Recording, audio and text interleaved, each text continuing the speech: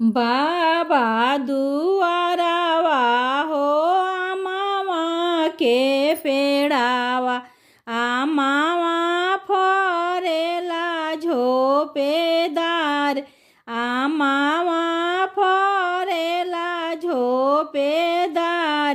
आम तोड़े चलेली बेटी हो कवन बेटी, घामावा में गैली कुम्हिलाई, घामावा में गैली कुम्हिलाई। बेटी के सूरत देखी झखेलन कवन पापा, आँखिया से गिरे झर झर लोर, आँखिया से गिरे झर झर लोर। ई धियावा हम के कारा से बियाहबी, के कारा पर करब विश्वास, के कारा पर करब विश्वास।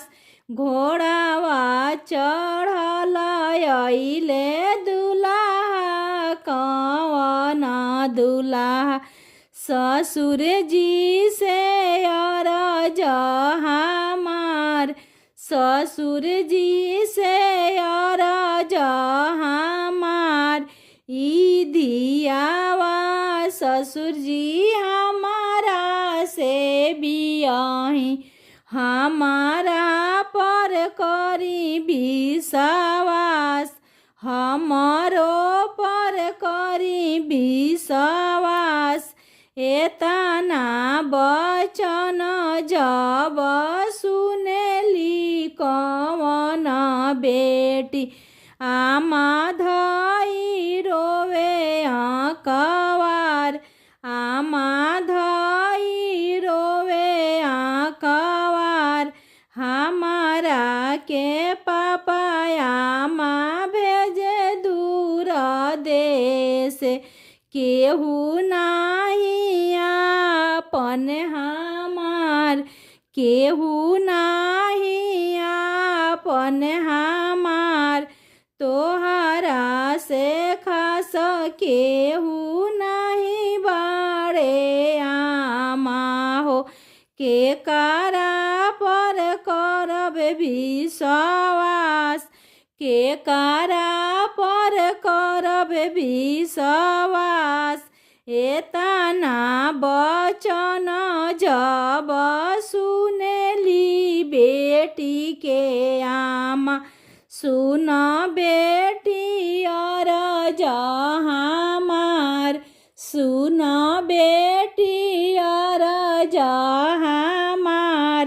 हमरो से खास बाड़े दुल्हा कवन दुल्हा, उ नहीं पर करिह विश्वास, उ नहीं पर करिह विश्वास। पापा से खास बाड़े दुल्हा कवन दुल्हा, उ नहीं पर करिह विश्वास, उ नहीं पर करिह विश्वास। भैया से खास बाड़े दुल्हा सुंदर दुल्हा, उ नहीं पर करिह विश्वास।